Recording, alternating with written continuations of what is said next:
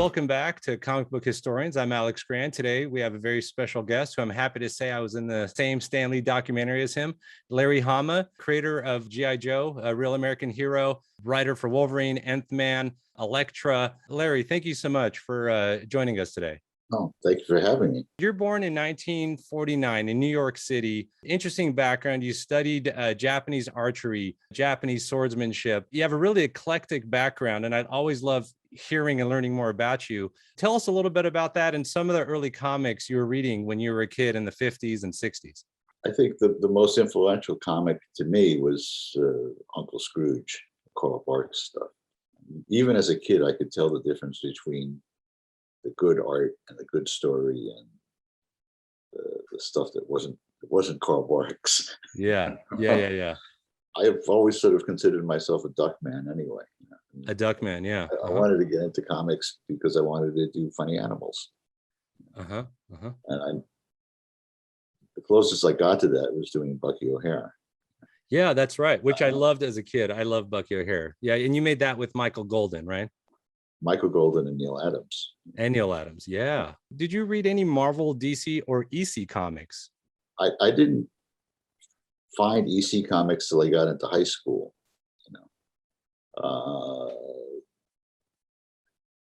I don't think I ever saw an EC comic, when I was a kid in the 50s. I had, like I said, Dells and Gold Keys, Uncle Scrooge's, Walt Disney comics. Oh, okay. So not really superhero stuff then. No, Daffy Duck, Porky Pig, all that stuff. I wasn't all that interested in superheroes. I mean, I had like Supermans and Batmans. And the earliest Marvel stuff that I can remember is like Journey into Mystery, specifically the stories that Steve Ditko did for those horror and mystery books. Oh yeah, for sure. Like the pre-superhero kind of stuff. Yeah. So then now you also went to the Manhattan's High School of Art and Design. You were there with Frank Bruner, Ralph Reese. Were you kind of an artist as a kid? And tell us about how you got into that school. I always liked drawing. I was an only child. Drawing was a way to entertain myself. And I was fairly good at it, Junior high school, I had a teacher named Ann Leibowitz, who was very encouraging. I went to junior high school with Bobby London. Oh, yeah. He was 1 year younger than me. But we had the same art teacher, Ann Leibowitz. And she encouraged me to take the test to apply for to the High School of Art and Design, to take the test. New York City had at the time a bunch of specialized high schools.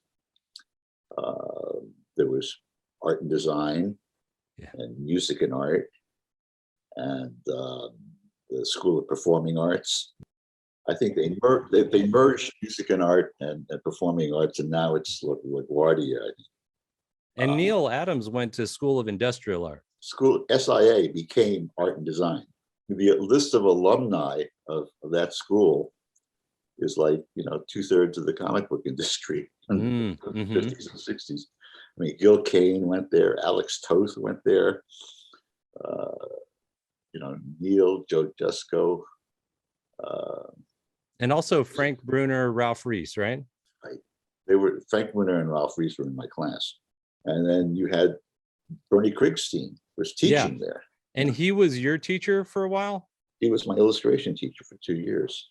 For 2 years. Did you learn a lot from him? Oh, yeah. He was a great teacher. He was a person that taught not by saying, oh, this is how you do it. He taught by showing you how to open your eyes, the eyes of perception, how to get over the procrastination thing. Oh, I see. He required every student to hand in a sketchbook every Friday. And one Friday I handed in the sketchbook and I had one sketch in it. And he said, Hama, there's only one sketch in the sketchbook. And I said, well, I spent all week on it. And he said, you spent all week on it? Well, it still sucks. And then he said, You know, before you do your first really good drawing, you have to do about 100,000 really sucky ones. And if I were you, I'd get that first 100,000 out of the way as fast as I could. Oh, wow. And basically, he was telling me that at that stage, your stuff isn't precious. And I've seen this syndrome. Like people, they noodle and on a drawing and try to fix it, and something's going wrong, and they just can't. It consumes them. Mm.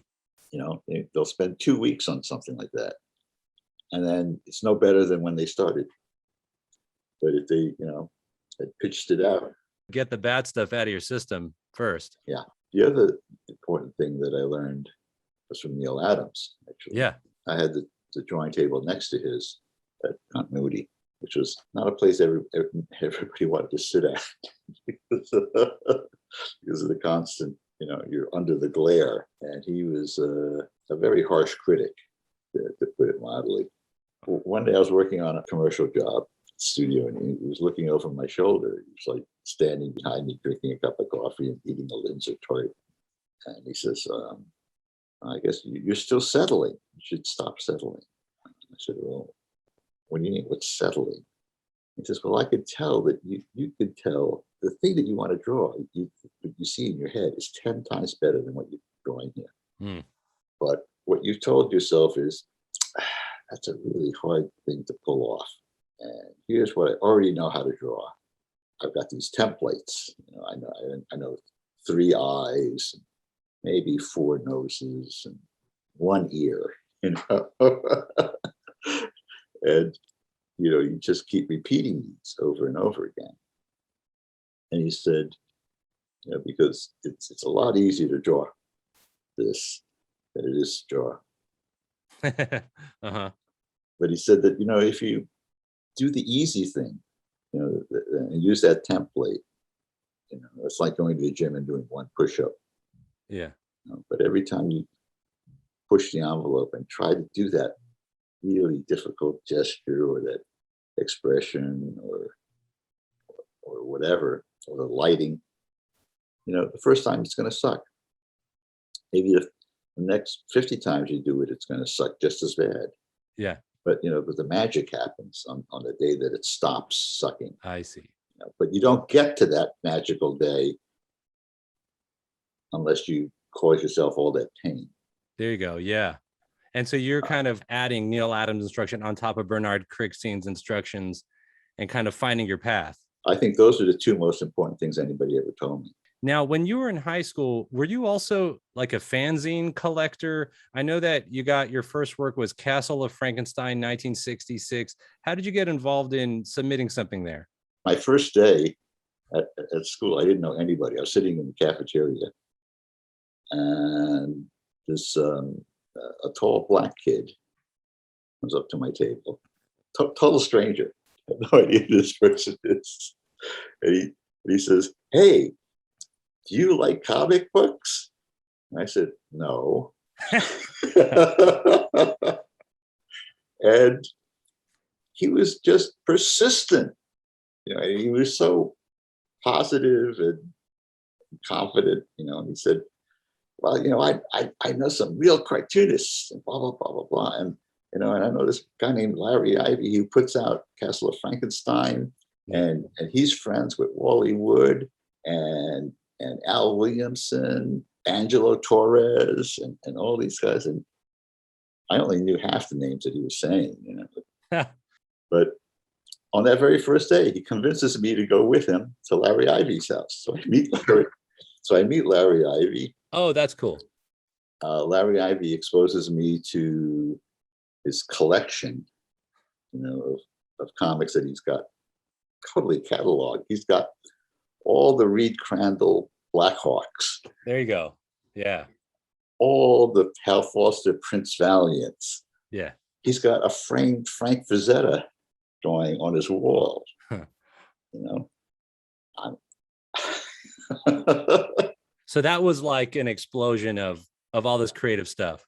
Yeah, and it was through him that I met Wally Wood and Angela Torres and Al Williamson and Roy Krenkel, Yeah. who would drop by. And then one night, Calvin Beck comes up, doesn't come into the apartment. He keeps the door open and he's standing on the landing talking to us, And Larry Ivie was talking about leaving Castle of Frankenstein, and he wanted to set me up with Bob Stewart to take over. Bob Stewart was going to take over, and I was going to be sort of like the gopher. I was in high school, Yeah. So we're having this conversation with Calvin Beck, and for about half an hour, and then here's his voice from downstairs in the lobby. Calvin, it's getting late. And he's just ignoring it. And so we're talking for another half an hour of this, and then finally he says, he leans down over the banister and he says, I'm coming, Mom. And it was his mother who didn't like to go upstairs, so she would stand in the lobby. I ended up working for Calvin Beck on Castle of Frankenstein. He lived in this ramshackle house in Bergen County, New Jersey. I see. He had a basement full of old pulp magazines that the cats had peed all over. So you got some kind of assistant editorial experience this way. That's where I learned it all. I learned it from Bhob. Bhob was really great. He was one of my first mentors. He wrote that great book on Wally Wood. He did, yeah. Yeah, I've read that. Bob Stewart got me into Gothic Blimp Works. He introduced me to Von Bodie, all these other people. Oh, Gothic Blimp Works, yeah. I first met Jeff Jones and Louise Jones at Larry Ivie's apartment. Yeah. And Jeff Jones had first come to New York. Louise was 7 months pregnant or something. And it was a very heady time. And that's the next generation of comic creators all kind of hanging out there. Well, and Gothic Blimp Works, Bob took me over to the East Village and he took me to the storefront where Trina Robbins, Kim Deitch, had a storefront and were living. They were putting out Gothic Blimp Works right after Vaughn started it. An amazing collection. Yeah, because I interviewed Trina. She told me about that environment. That's cool, yeah. Crumb, Spiegelman. Underground. Spain Rodriguez, everybody that started underground comics, was in Gothic Blimp Works.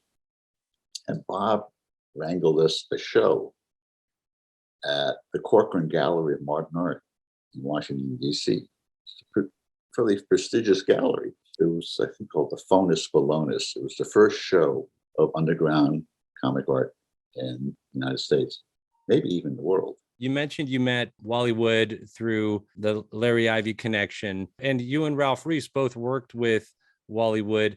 Tell us a little bit about the studio. And you penciled Sally Forth and Cannon, is that right? Well, not penciling as much as, Layouts? We called it swipographing. Okay, I got you. Actually, Ralph worked for him first. Uh-huh. Ralph worked for him at the studio in Manhattan. And I didn't really go to work for Woody until after I came home from the Army. Yeah, right. That was 71, right? 71, I needed a job. And Ralph had said, you pencil faster than I can pencil and I ink faster. Let's team up. You pencil and I'll ink. And we did a bunch of stuff for black and white horror books. We did stuff for National Lampoon, the Electric Company, Children's Television Workshop, a couple of illustrations for Esquire.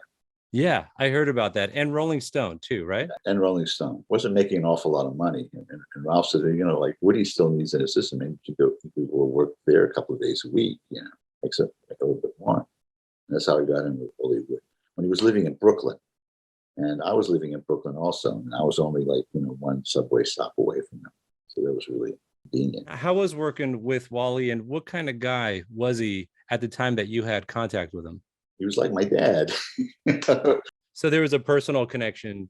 He had this relationship with his younger assistants. He was very paternalistic. Paternal, yeah. It was great. We'd sit and we'd draw, and then he had two guitars hanging on the wall. We'd take the guitars down and play Union songs, the Union Maid, or he was sort of folky.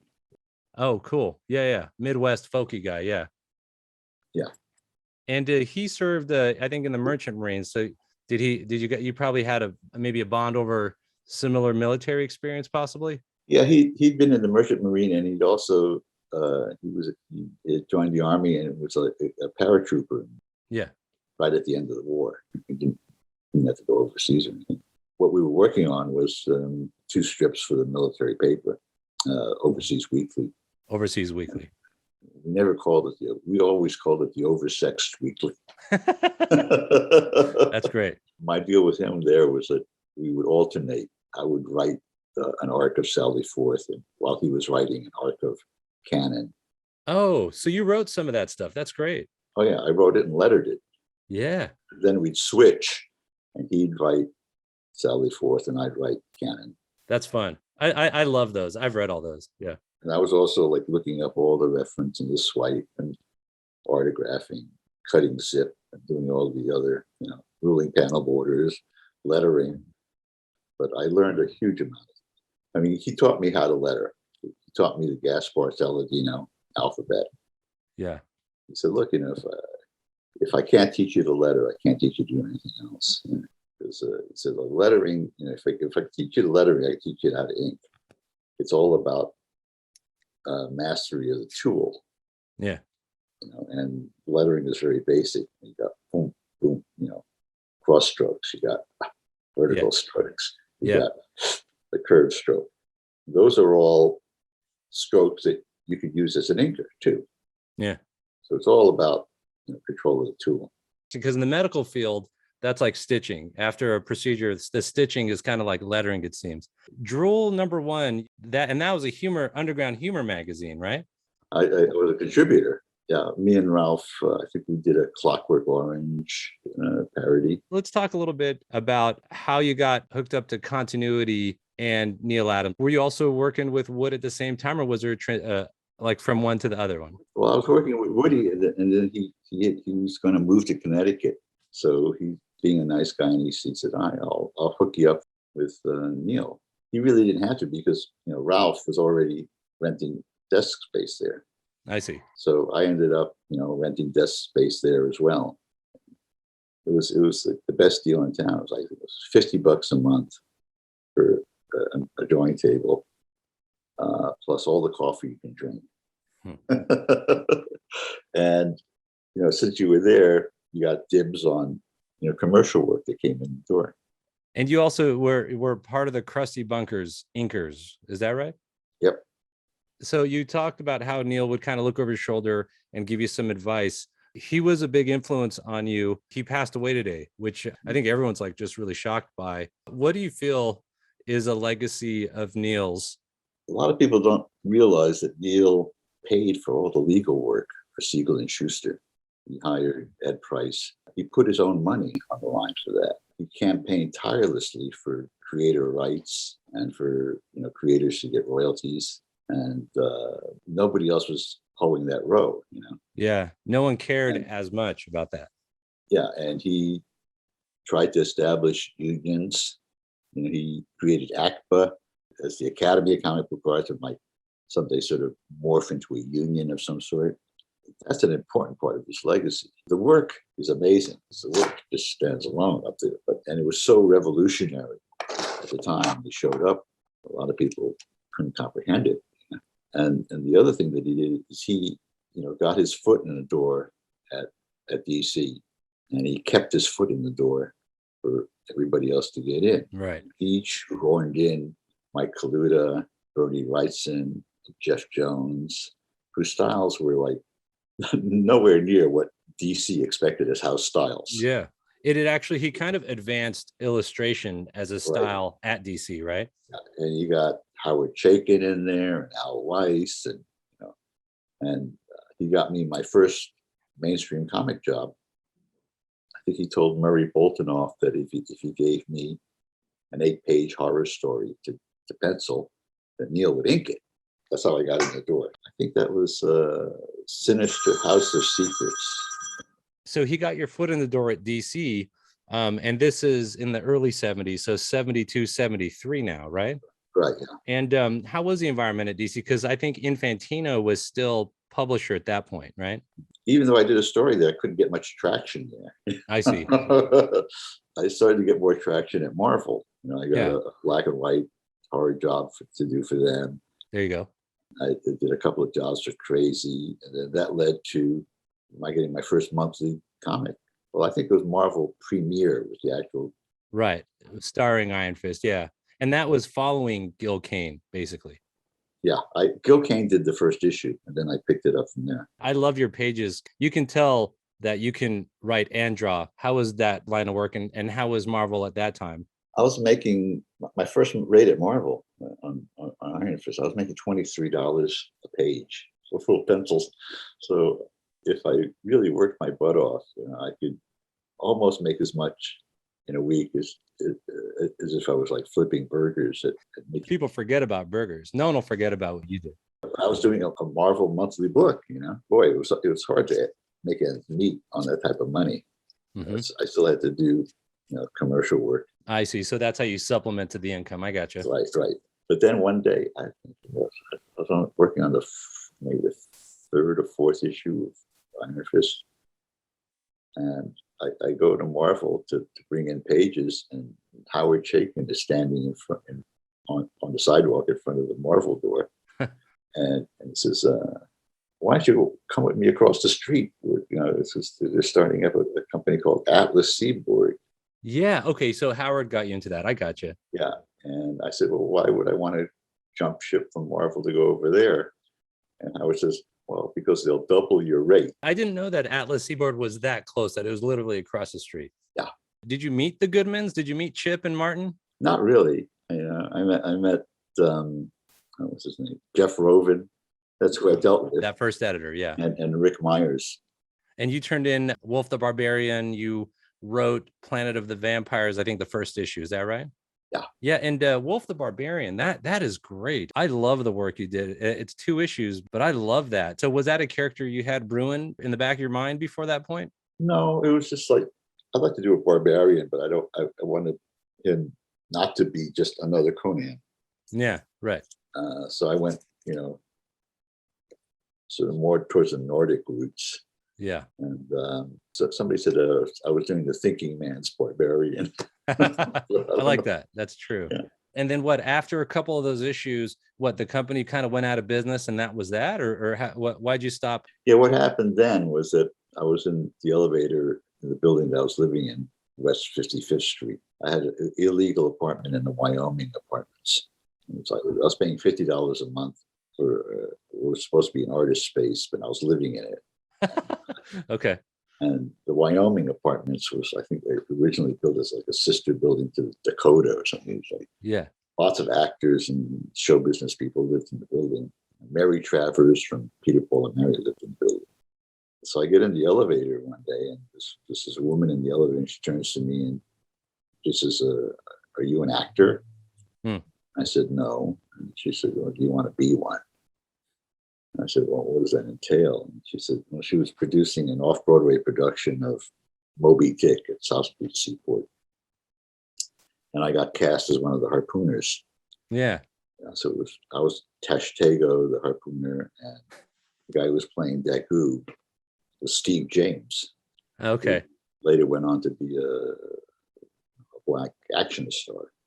And we got to be pretty good friends. He was a hell of a nice guy. And funny as hell. Yeah, you were also in MASH, I think, an episode or something, right? Yeah, well, the thing is, somebody saw me in Moby Dick, and I got some part in something else, and then somebody saw me in that. I think the third thing that I auditioned for was Pacific Overtures, which was a Broadway musical written by Stephen Sondheim. Okay, yeah. And directed by Hal Prince. And I got cast in that. I had a principal's contract. So that's great. I did that on the road and on Broadway for about a year. And that got me into Actors Equity. And when I was on the road doing the show in Los Angeles, I got the part on MASH. And that got me into the Screen Actors Guild. And after, when I came back to the East Coast, I started doing some voiceover stuff, dubbing Kung Fu movies. I didn't know that. That's cool. that got me into AFTRA. So I still belong to all three unions. Yeah, and that's the movies coming out of like Hong Kong, right? I did the bad guy voices on Sonny Chiba movies. Oh, okay, that's cool. You have a real eclectic background. It's great. So now, as far as Big Apple Comics, Flo Steinberg, 1975, how'd you get involved in it? And what was Flo trying to do with that comic? Well, we all knew Flo. I mean, basically Flo just gathered together all the people she knew. Me and Ralph Reese and Herb Trimpe and Al Weiss and Woody. Yeah, that's right. He did the cover. Yeah. Yeah. She had this interest in the whole underground scene. Yes. She wasn't just the Marvel secretary. She had a whole. Yeah, that's right. Because she's friends with Trina Robbins and all that. Yeah. Right. Yeah, she was really good buds with Trina and Kim and a lot of the movers and shakers in underground comics. And that should probably be more her legacy than being the secretary at Marvel. Toward the end of the acting career, you started getting work at DC again. You were there for about a year doing some editing. How did that come about? And now that's with Jenette Kahn, I think, was there at that point. Yeah, well, Jenette hired me as an editor along with Al Milgrom.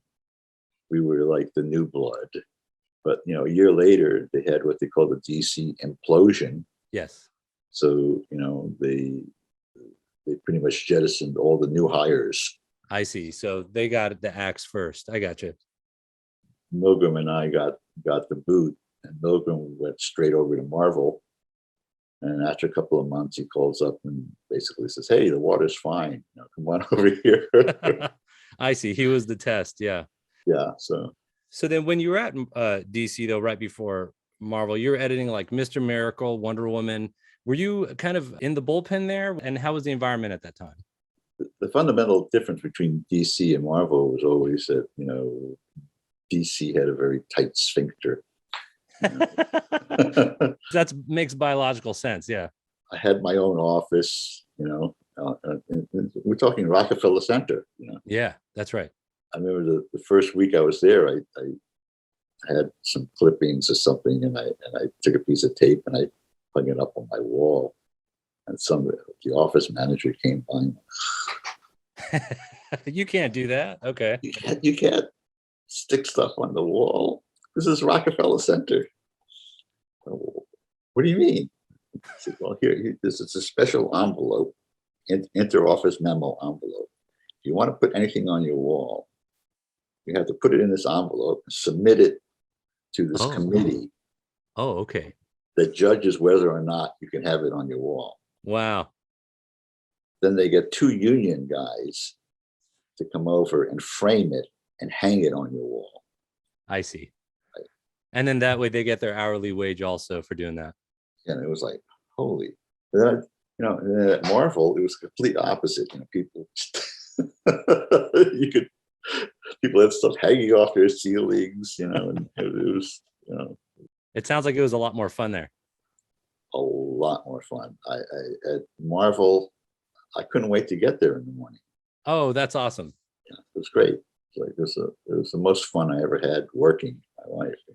Oh, that's awesome. Yeah. Yeah, because I interviewed Shooter, and although he had the structure about him, he had these great stories about a lot of the comedy that was going on, that it seemed like he had a structure, but then otherwise people could be a little bit free in those kind of ways. Would you say that's right? Yeah. It was an open office, and people could walk in, wander around from office to office. People, I had a nice couch, that we had bogarted from upstairs. Jim Owsley, later became Christopher Priest. Yeah, that's right. Yeah. Waited till the middle of the night. We went up to where the suits had their office. I think it was the next floor up or something. Mm-hmm. And we bogarted this nice leather couch out of the CFO's office.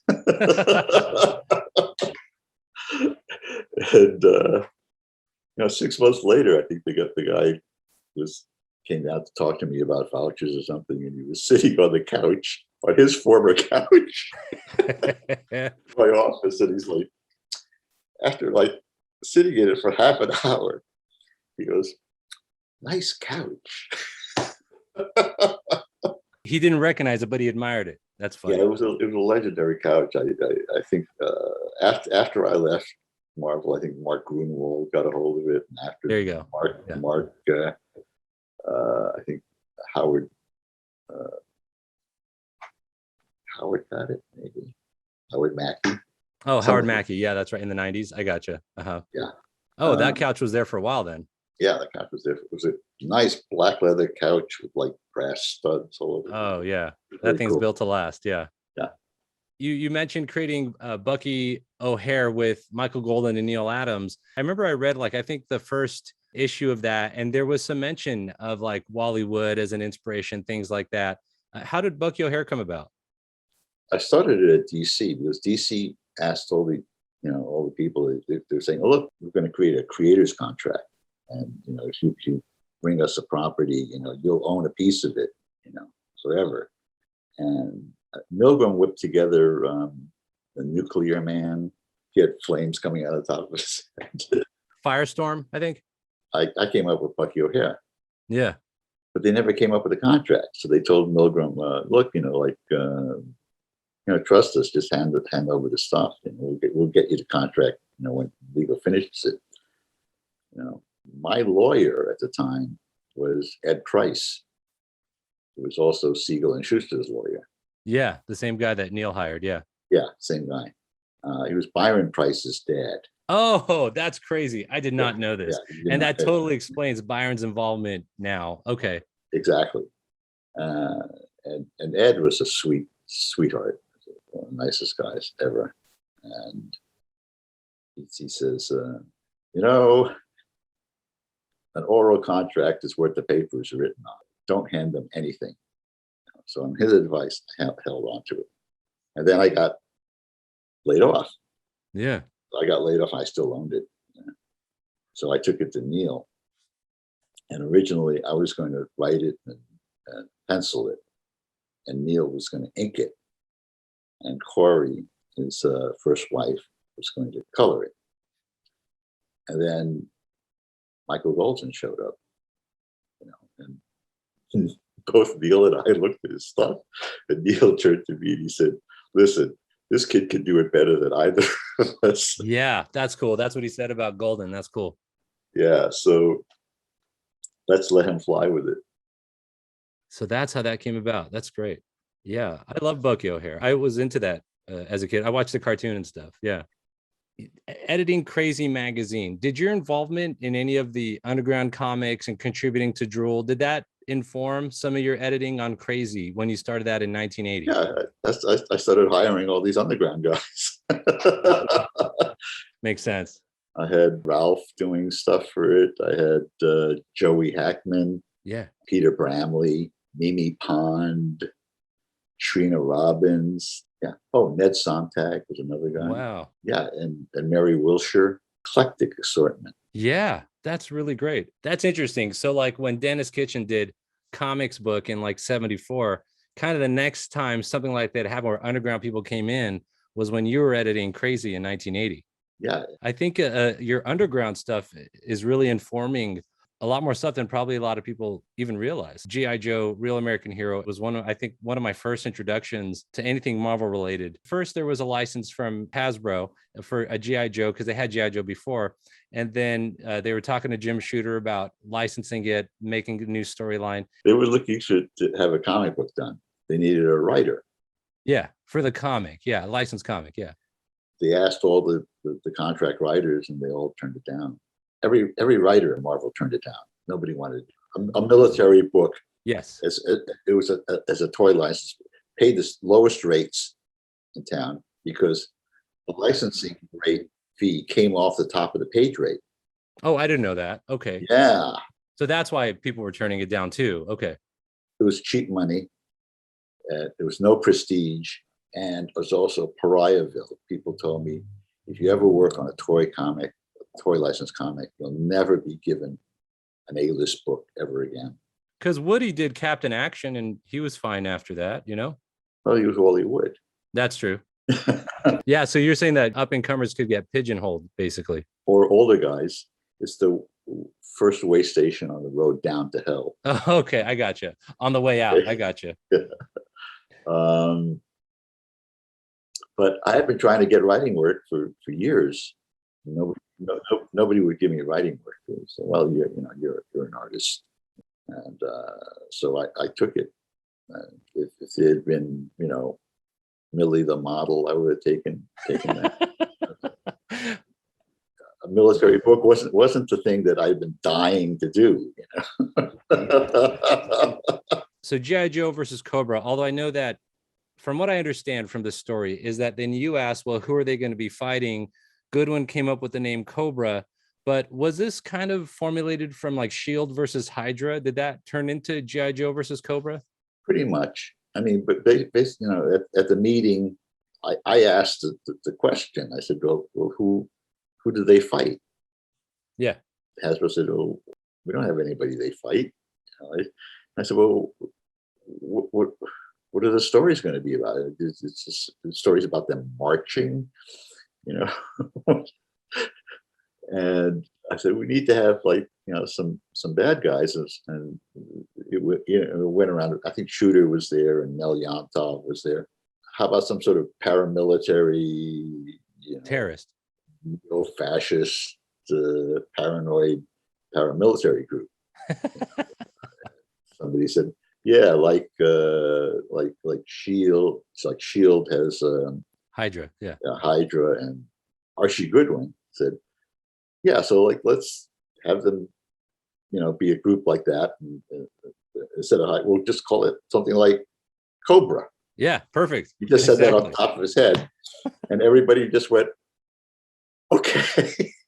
They're like, perfect, that's great, we got it. Yeah, there was no bandering about. It was just, okay, that's it. It's Cobra. Very practical, but it worked. Yeah, because G.I. Joe, Real American Hero, better than anyone. Is there a Cobra analog to Baron von Strucker? Is that Cobra Commander? Could we equate them?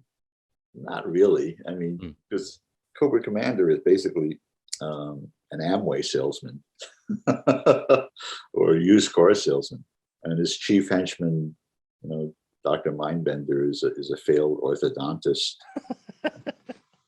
I love that. Yeah, this sounds like a very New York perspective too. The thing about Cobra is that they're not out for something totally abstract. They're promising, prosperity. They're saying, join with us, and your life will be better. Yeah, we'll make lots of money. The promise of taking over the Sudetenland. Yeah, land and money. I got you. Right. That was the motivation. So then now that comic ran from 1982 to 1994. You also created some of the female characters, CoverGirl, Scarlet, Lady J, right? And Baroness. And the Baroness, yeah. Yeah, I created the Baroness from the ground up because when I sat down to do the first issue, I realized that there wasn't a single Cobra that had a face. They were all completely covered with masks. In order to have dramaturgy, you need some agents of expression. Yeah, right. I wanted to have a character that could react to things that Cobra Commander said. I go, or That's true. Yeah, it adds something to the visual. You're right. So I met with Herb Trimpe and I said, well, if we're going to have a character that has a face, let's make it a hot babe in black leather outfit. Call her the Baroness. Be a little bit of S&M in there. I like it, and it works. Yeah, it worked. Yeah, she's, I think, the most popular cosplay character, and a very successful cosplay. Anytime someone does it, all eyes are on the Baroness. That's true. That's very true. I've experienced that. Now around this time, then the cartoon came out. I think it was Marvel Productions made the cartoon. Stan Lee was at Marvel Productions. Did you have any meetings with Stan Lee during this time or other times at Marvel? I've known Stan Lee since the early 70s. Mm-hmm. It's Flo Steinberg. Flo Steinberg was constantly saying, Stan really is a gentleman.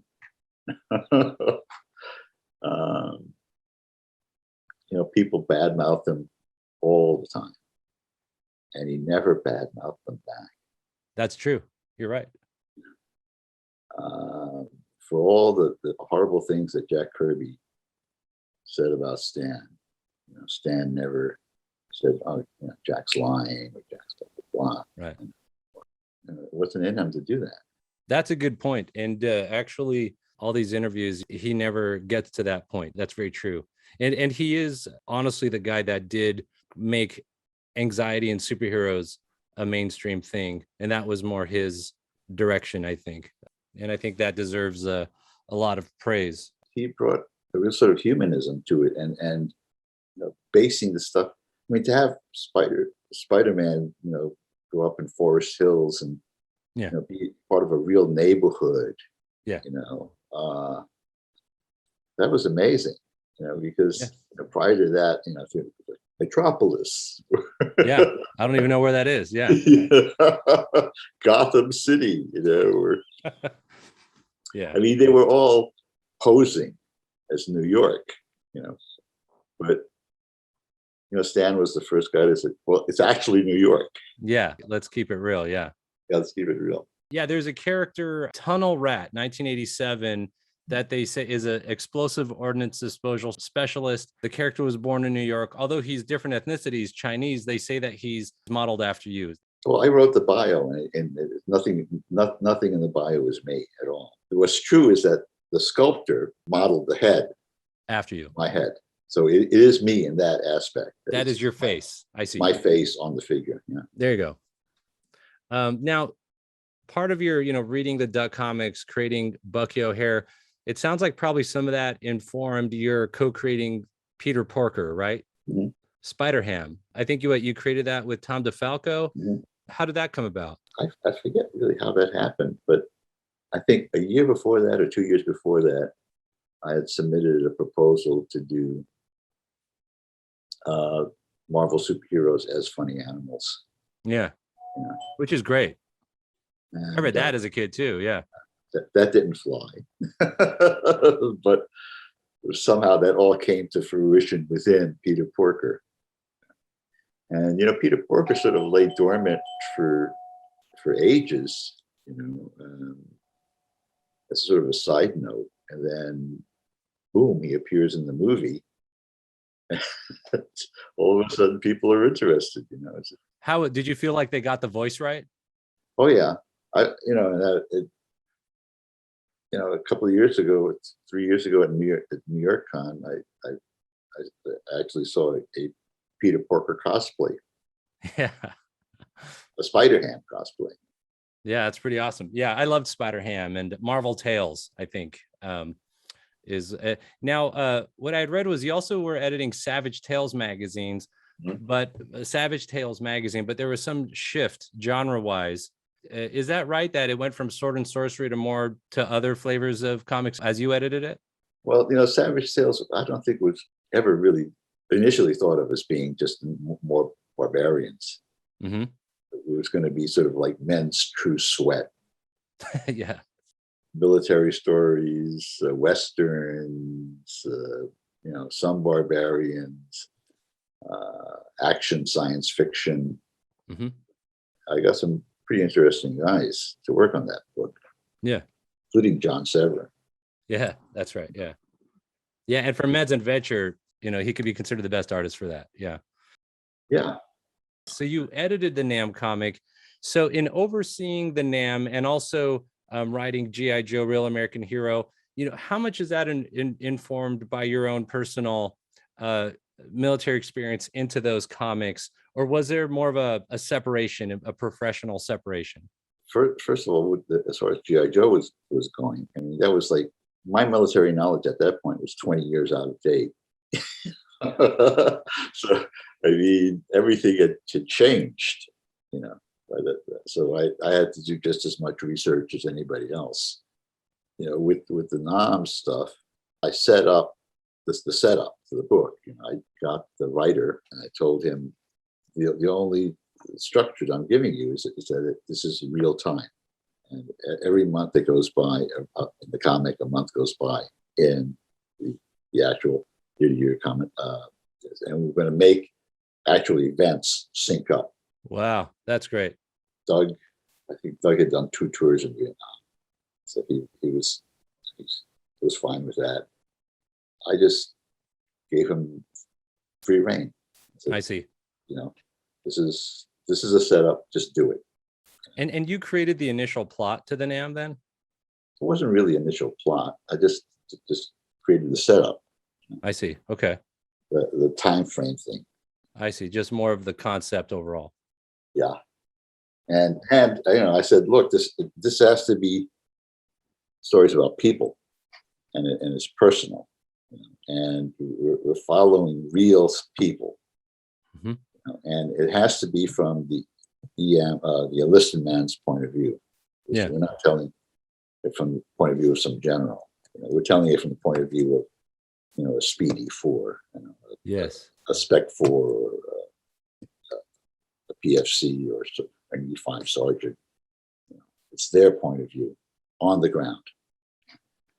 Had you read any of the Harvey Kurtzman War comics before this point? Oh yeah, sure. And I read every issue of Blazing Combat from I wanted it to be different. Most war comics were just non-episodic. They were, just a self-contained story. But I said, like, these are characters, and these characters got to evolve. Characters has to come to Vietnam, go through the Repel Depel, and evolve, by the natural course of events, by what he sees, what happens, what he has to do. Mm-hmm. I thought that's much more interesting from my point of view than just to have fights. Oh yeah, for sure it is. Mm-hmm.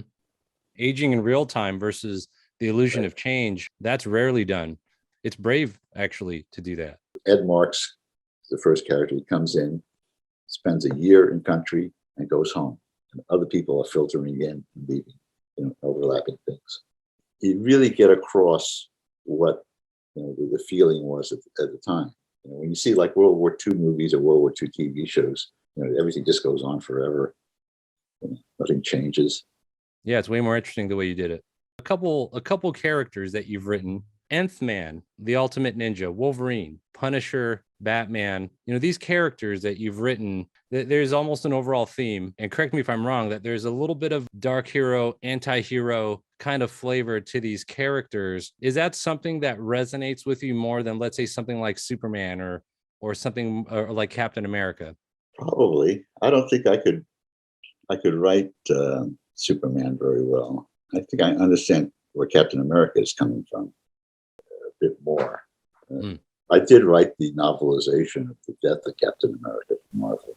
The only reason I got the job was everybody else turned it down because it was a 3-month deadline on a full novel. Oh, I see. Wow, that's putting the pedal to the metal. 3 months. And I had not read Captain America since Jack Kirby had done it. So I was totally out of the loop as to what the current storyline was. And so I had to read like 4 or 5 years worth of the book before I could even start writing. Yeah, so no Baytrock in that one, it sounds like. No. Just one quick question about Wolverine. When you were writing Wolverine, were there any limits about how you could develop his backstory? Were there any parameters that you had to work in as far as backstory? No, because I think it was doing so badly. And I mean, the only reason they gave it to me was I think it was on the verge of being canceled or something. I see. So, for the first year or so, they just let me do whatever I wanted to do. Oh, that's cool. You could have made Sabretooth his dad or his brother, I guess, or whatever you want. Yeah, but the thing that happened was that then it became really popular. It was like the number 2 and number 3 selling book. There you go. There was more scrutiny. Yeah, so that's when they started making me come to the meetings and make me go on the retreats. Every year there was an X-Men retreat where we had to go to some hotel in the boondocks and, scream and yell and pound on the table and work out, what was happening in the X universe. For the next year, there were so many writers and editors doing X material. It was like herding cats. You couldn't get anybody to agree on anything. Did you like those retreats, or it sounds like you didn't really like them that much? Nobody liked those retreats. It was forced. I see what you're saying. Did you watch his origins? Did you like the movies with Hugh Jackman and all that? Did you feel like Hugh Jackman did a good job? Did you like the way those movies panned out? Yeah, the Old Man Logan one I thought was the best. Yeah, That was great. Yeah. That was like a Western, as a mutant story as a Western or something. It's what it seemed like to me. It sort of seemed like a retelling of the Wild Bunch in a way. Yeah. Yeah. Something like that. That's true. Yeah, the washed up outlaws trying to, one last stab at glory. Yeah. Now, entering the 21st century, you're busy with toys, cartoons, comics, TV, film, entertainment, the entertainment industry. Would you have done anything different leading up to where you're at now with your work, your creative work and all those things? I don't know. I've never had a plan for anything. Yeah. I just play it. I just play the ball where it lands. And then what advice would you give to new people entering the entertainment industry in all those fields, media? They're full of new ideas. Other than partnering with Larry Hama, what other advice would you give to people trying to kind of recreate some of that same pioneering that you did? Well, I'd say, even if you have to make a living, doing something else, allocate 50% of your time to doing blue sky, to doing stuff that you own completely. Because otherwise you're just, the salary man with no piece of the action. A decent piece of the action, or even a small success, can be quite sizable. Yeah, even a small of your own thing. Yeah, that's true. That's great advice, that 50% rule. No one's ever phrased it like that to me before, but it makes sense, because otherwise, like you said, the salary guy, but then you might almost be used by the industry in a way and discarded later, and that's no good. Comics were paying immense royalties. We're talking mid 80s. Yeah, the 80s, kind of the Jim Shooter, Paul Levitz era. Yeah, right. People were making tons of royalties. Well, the books were selling a mil plus. Yeah, that's when I was buying comics. Yeah. Yeah, so that's like crack. It's easy to get addicted to that. And think, well, who cares if I don't own it? I'm making all this money. But then one day, pipeline goes dry. And not only does a pipeline go dry, but your particular style or whatever you do is out of style. Yeah. And the phone stops ringing. It's very hard to avoid that. You have to really be spreading your shots all around.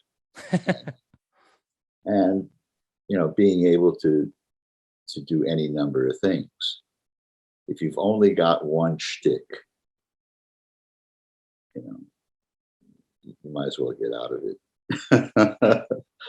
Yeah, you kind of need your hands in a few different things. Yeah, you have to be adaptable. You have to be aware of which way the wind is blowing. Not be afraid to take chances. Yeah.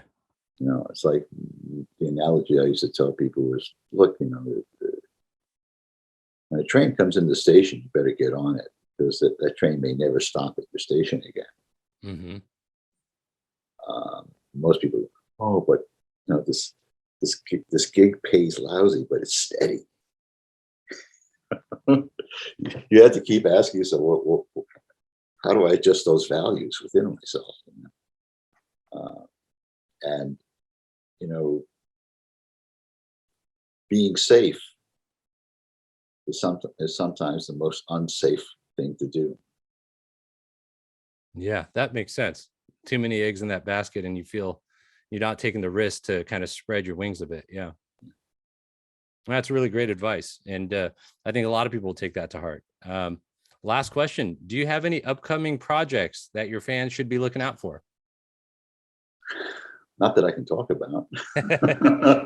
That's fine, and that's respectable. Larry, thanks so much for your time. This has been really illuminating and wonderful. I've always wanted to kind of sit down and do this with you. So thanks so much, especially during a day like this. And I know you got a lot of phone calls to make following Neal's passing. But again, thanks so much for your time today. Okay, well, thank you.